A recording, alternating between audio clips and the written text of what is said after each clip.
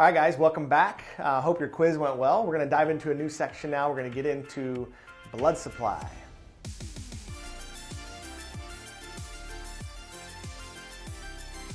As we get into blood supply, you're going to see there's a lot of fun stuff in this section. I mean, you're going to see the blood supply of the retina.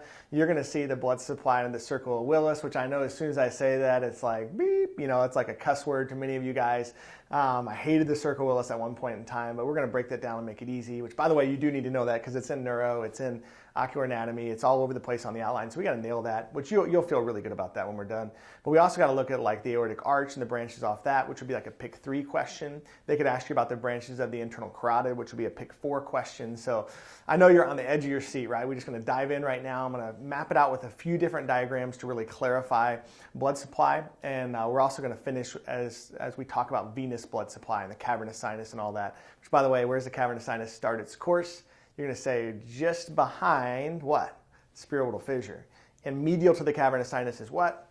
Body of the sphenoid. Boom, baby. All right. So we're getting our flow, okay? A lot of this stuff, and none of it's hard. We just got to break it down in individual units and conquer it. That's why we have the quiz questions. Make sure you're on track. So let's rock and roll right now. Let's dive into the first of several diagrams we're going to draw on blood supply. Okay, guys, as we dive into this, one of the first things I want to talk about is the aortic arch, okay? And if you're trying to find this in your notes, you're going to see in neuro we're going to talk about this, but the reason I'm talking about it now is because it all comes down to understanding the internal carotid and how that relates to the eye. So right now in your notes, you can see we talk about the external carotid and the internal carotid.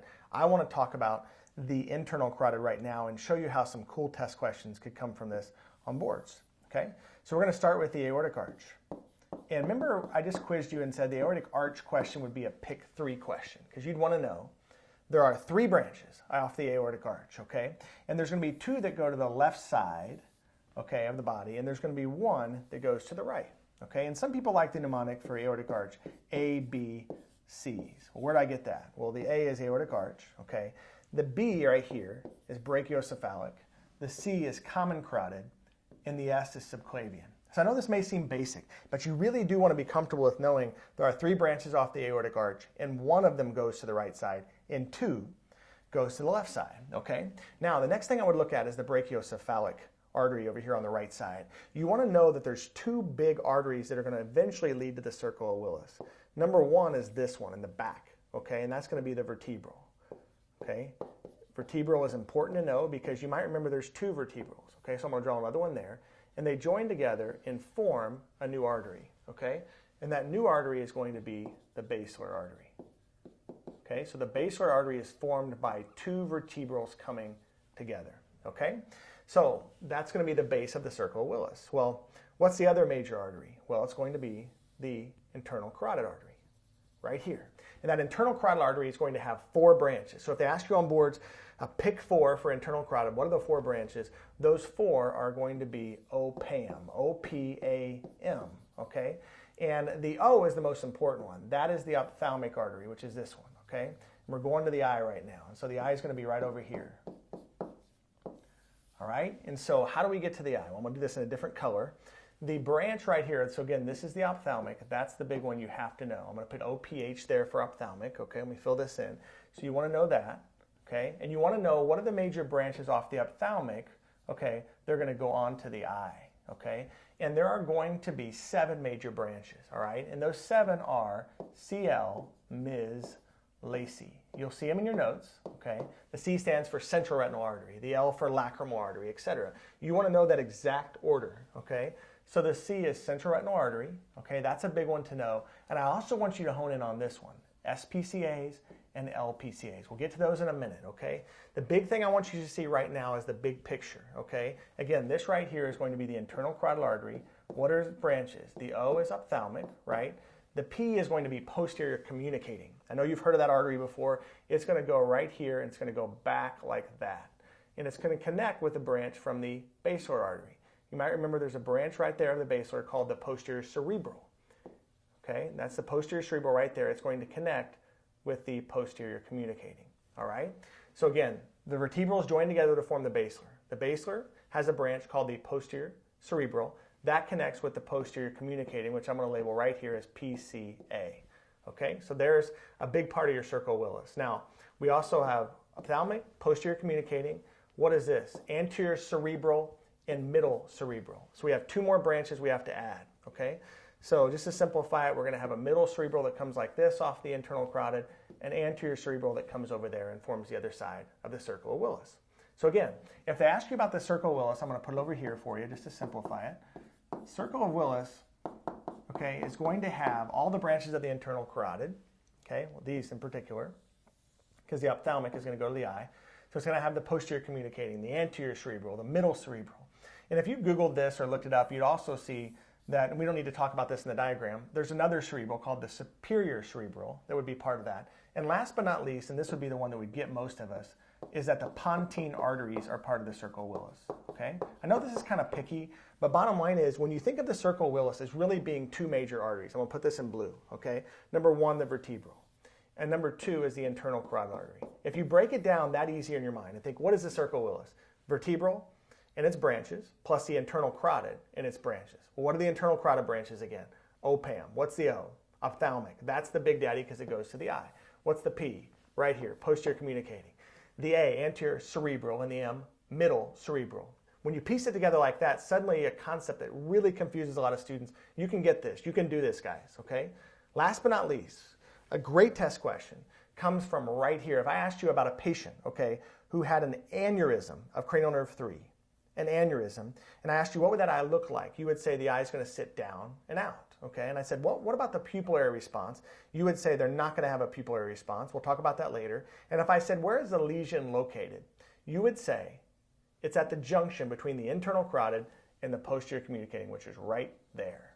So understanding the circle of Willis comes down to that. That is the biggest point that I think is a testable item, and really understanding that really the circle of Willis is a combination of the vertebral, the internal carotid, and its branches. Okay? By the way, we're going to get into this in just a minute. The contact lens, Ms. Lacey, you're going to see that in your notes. But knowing the order of this is really pivotal.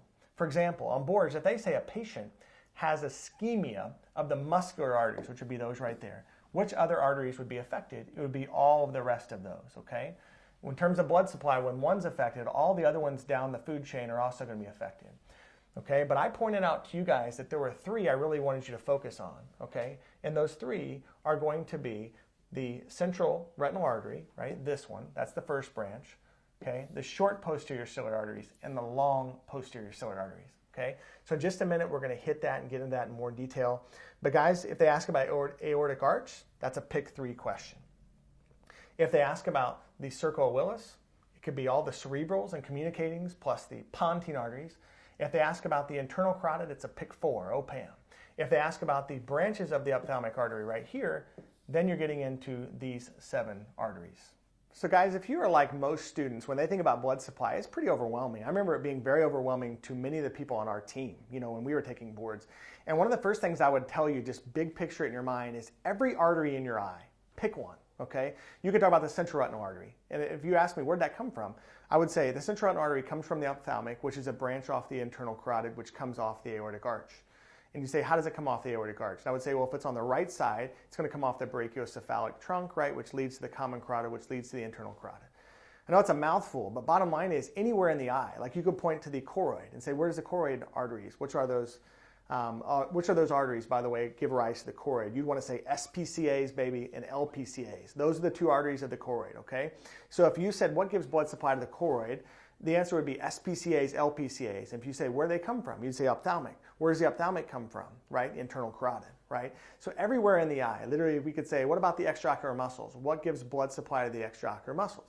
We would say the muscular arteries. And then you'd say, where's the muscular arteries come from? Ophthalmic. Where's the ophthalmic come from? Internal carotid. So everywhere in the eye, just simplify it right now. Be like, I got this. I can do this. It all comes down to the ophthalmic artery. Literally everything in the eye comes off the ophthalmic artery. Where's the ophthalmic artery come from?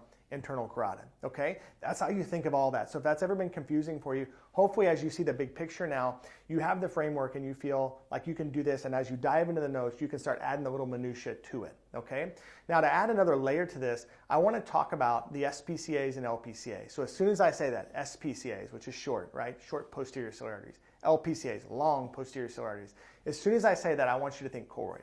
Choroidal blood supply. You know the choroid has a ton of blood supply in it. So what are the 2 arteries of the choroid? SPCAs, LPCAs. Let's dive into that right now. Let's take a look at the whiteboard. You guys have heard the phrase before that the retina has a dual blood supply. So let's talk about that for a second. If we broke down the layers of the retina, and I said go, start from back, from posterior to anterior, and list all the layers of the retina. The simple way we do this is through a mnemonic that we call, you say R, P, E, that's the first 3 layers, 2 outers, 2 inners, G, N, I, okay? RPE, 2 outers, 2 inners, GNI, okay? The R, by the way, stands for RPE, the P for photoreceptor layer, ELM, okay? Now you have a dilemma. Is it outer nuclear or outer plexiform first? Well, think of it outer nuclear, then outer plexiform. N, right there, comes before P in the alphabet. Outer nuclear, outer plexiform. Same thing here, internuclear. Inner plexiform, baby. Then we have the ganglion cell layer, the nerve fiber layer, and the internal limiting membrane, okay?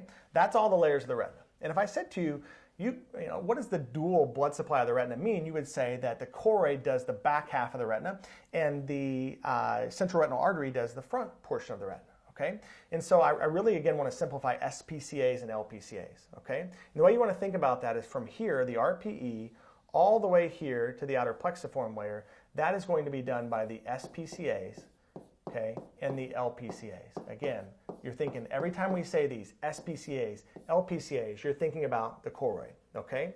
Now, right here from the outer plexiform layer, all the way to the internal limiting membrane, that's going to be done from the central retinal artery, okay? And so you guys remembered that the central retinal artery does the front and the choroid does the back, and that's the differentiation. So on boards, there is one layer of the retina that gets blood supply both from the choroid and from the central retinal artery. And you guys already know what that is. It's right here, the outer plexiform layer. That's the one that gets blood supply from both. Now, how can they make this concept harder? Because I know we want to get to the picky minutia. Well, when you guys look in the back of the eye, you see blood vessels. Right now, if you were looking at my fundus, you would see blood vessels. You know those are the branches of the central retinal artery. But if I asked you, where are those networks located? Like, for example, if someone comes in with a cotton wool spot, and if I said, where are the networks located for a cotton wool spot? You'd say that's in the nerve fiber layer. And you'd be right. And if I said, what about in a diabetic, like dot blot hemes? Where are those hemorrhages located? Are they behind the NFL or at the level of the NFL, or where are they? And you would say they're here in the INL, the internal, the internuclear layer. They're going to be there, right? So when you think about blood vessels in the retina, they're here in this layer, and they're here in the INL and super close to the outer plexiform layer, okay? So the reason you need to know this is when you think of the central retinal artery, they're in these 2 locations. When you think about the choroid, it's providing blood supply to these layers right here of the retina, okay? And I think this makes for some great board questions, and I want to kind of quiz you on that now. So if you had a patient sitting in your chair that had normal tension glaucoma and they had a hemorrhage because of that, where would you see that hemorrhage? Many of you guys are like, I got it, I know it, that's called a Drance heme, right? And that's going to be in the nerve fiber layer. Great. What about a flame heme? Where's that at? That's in the nerve fiber layer, right? It could also be called a splinter hemorrhage. Where's that? Nerve fiber layer, right? Again, the bigger hemorrhages, like you see in a diabetic, you're like, I'm all over that, baby. That's in the internuclear layer. That's going to be deeper. And by the way, if they asked you which network of the central retinal artery, how many networks are there, by the way? 2. Which network has bigger hemorrhages, or which one's the bigger vascular bed? Let's say they said something like that. You would say that's in the internuclear layer. That one's definitely bigger than the one in the nerve fiber layer. I would love for you guys to get this concept down right now and just make sure you got it, okay? Because I can tell you when we do this on live courses and we talk about the central retinal artery, it seems like it's very difficult for a lot of students to remember that there's networks in 2 locations. And I think when we explain it clinically like that, when we break down the idea of flame hemes in the NFL, cotton wool spots there, and then deeper is where you're gonna have the diabetic hemorrhages, right, dot blot, I think students start to get it. But I just want you right now to picture in your mind, next time you're seeing a patient in clinic and you're looking in the back of the eye and you're seeing those blood vessels, those are obviously inside the retina. They're not in front of the retina or behind the retina. They're intraretinal. They're inside the retina. And if I ask you now, where are they inside the retina? You'd want to be able to say INL, right? And you want to be able to say nerve fiber layer. I know you guys are on the edge of your seat. We're going to talk more about that later on. That was sarcasm. But we're going to get more into the blood supply later on. I just wanted you right now to be able to conceptualize what do the SPCAs and LPCAs do. First of all, you know they're branches of the ophthalmic artery, which come from the internal carotid. That's easy for you now. But I want you to know deeper, like what is their function, okay?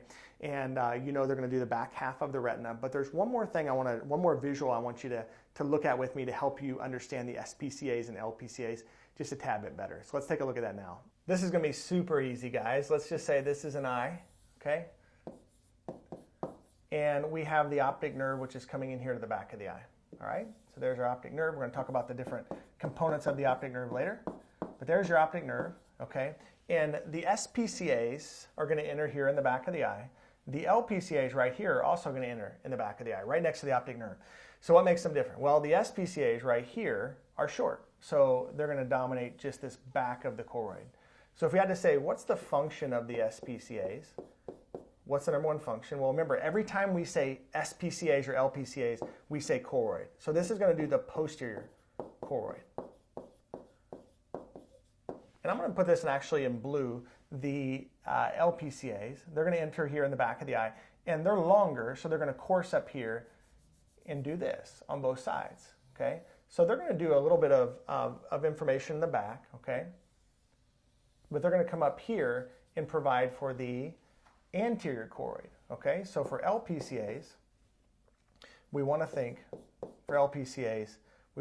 anterior choroid, okay?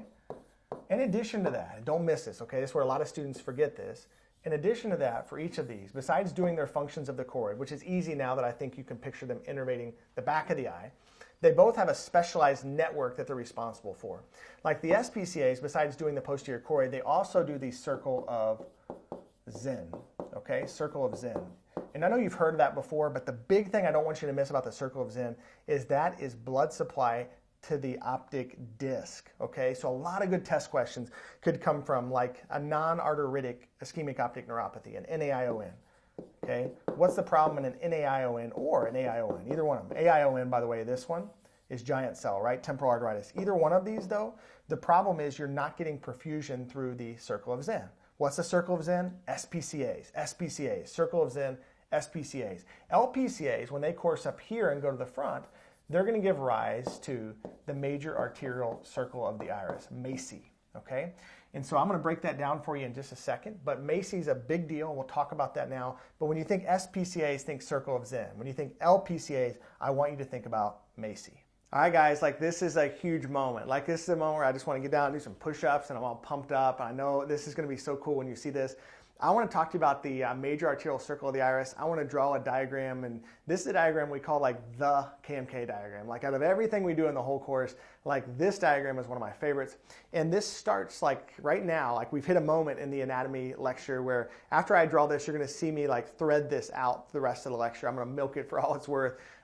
Because I think you can derive so many tough concepts off this one diagram. So I'm going to draw it now. I'm going to talk about the major arterial circle of the iris. I'm going to tie in a little bit of pharmacology as well. So you want to kind of bookmark this moment in the videos. I think you'll come back to this a few times. Students have told us in the past this is one of their favorite parts about the course. So with all that mumbo jumbo and all that lead in, let's get ready to rock and roll. Take a look at this with me. All right, guys, now it's time to look at the KMK diagram. Here it is, all right? So we're going to start with drawing our cornea up here, leading into the iris here, okay?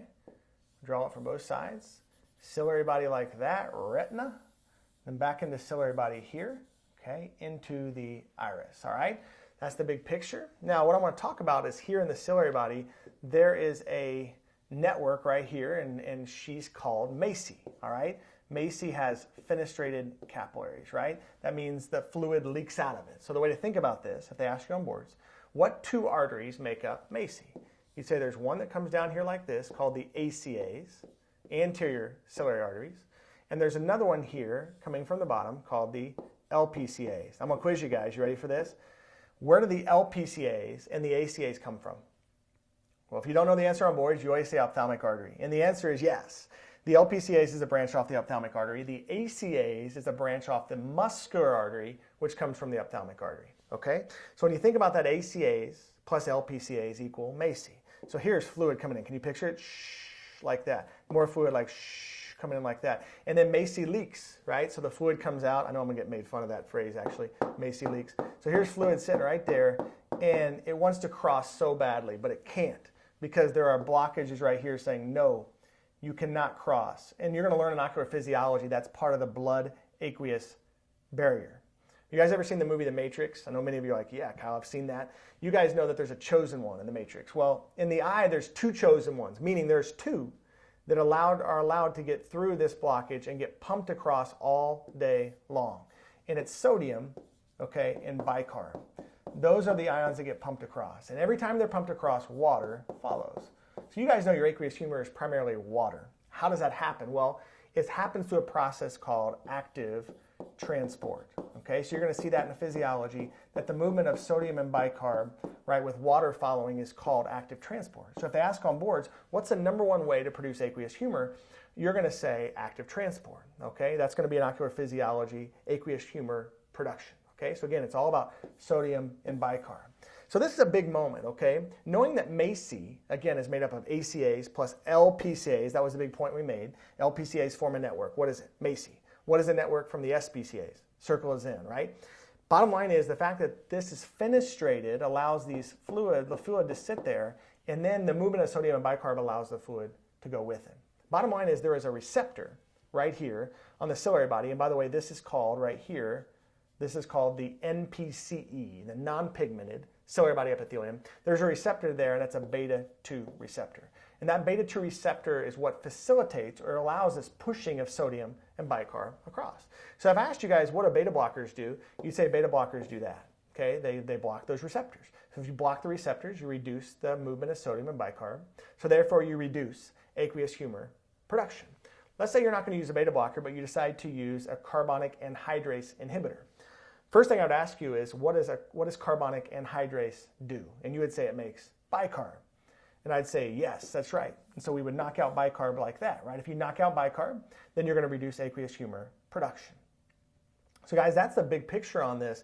We're going to thread this throughout the lectures. You're going to see this over and over again. Right now, I wanted you to understand how pivotal the LPCAs are because they contribute to MACI. MACI is the whole reason why we are allowed to have aqueous humor production, right? The beta-2 receptor facilitates that, and that's kind of a cool way to think about all those concepts. Come on, I mean, don't you feel like you just dominated that? As a team, we just took that down, that concept down, right? So I hope you're feeling good about that, guys.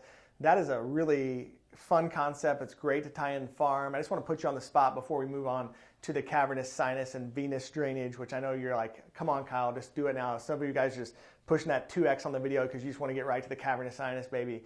One of the things I want to talk to you about with that is we talked about how CAIs, like Trusopt, right, Asopt. There's an oral CAI. You're going to see when we get to pharm, acetazolamide. Many of you guys know that's Diamox. There's another one on the outline, though, called methazolamide. I know many of you guys will be like, acetazolamide, I know that, Kyle. I know it causes pernicious anemia. I know it causes myopic shifts in refractive areas. If you're like, I have no idea about that, don't worry, we'll get to it later. But let me quiz you right now and ask you a tough question, which is, name something that stops sodium in that example. I said sodium and bicarb get pushed across, water follow, right? You know we have a drug in eye care that stops bicarb. Do we have a drug in eye care that stops sodium? And the answer is no, we don't. But there is a drug that you can prescribe for the heart that stops sodium-potassium channels, and that drug is digitalis, yes, okay? So digitalis, you're going to see when we get to that in pharmacology, can actually reduce your eye pressure. How does it do that? Well, it stops the movement of sodium, right? So that's how it can incidentally reduce eye pressure. That would be a tough question on boards, but something you want to pay attention to. And by the way, when we get to digitalis and pharm, you want to like pause and dominate that drug. That's a big time drug to know, okay? Hugely important. It's a top 15 drug in my mind in pharmacology. That's a good one to know for boards. So guys, hopefully you're feeling great about that as a team. We're crushing this stuff together. The next thing I want to dive into is looking at venous drainage. I want to look at the cavernous sinus. I want to draw a quick schematic on that to make that easy for you. So let's dive into that. Okay guys, as you look in your notes, you're going to see some really good information on venous drainage. We have some cool diagrams and pictures in there. I want to draw just a different way of looking at it. So if you love the stuff that's already in the book, just run with it. If this helps you, great. When you think about the eye, it doesn't matter where we're talking about in the eye. Everything in the eye is going to drain to one spot, and that is the cavernous sinus. And on boards, they might want you to know that there's several veins that can lead to from the eye to the cavernous sinus. The big ones I would know are the superior ophthalmic veins and the inferior ophthalmic veins, okay? So if you had to talk about the choroid, and you had to say, what are the veins of the choroid? You would know in your notes by looking at that. The vortex veins do that. The vortex veins, where are they draining? And to the ophthalmic veins, where are they going? Cavernous sinus. If I said the central retinal vein, that's going to drain the retina, right? How's that going to get to the cavernous sinus? Through the ophthalmic veins, okay? So all roads lead to the cavernous sinus, okay? This is where it gets a little picky, but on boards, if they wanted you to know, where's the cavernous sinus go? You would say it's going to drain into the sigmoid sinus, okay? Sigmoid sinus. And then the sigmoid sinus becomes a vein, okay?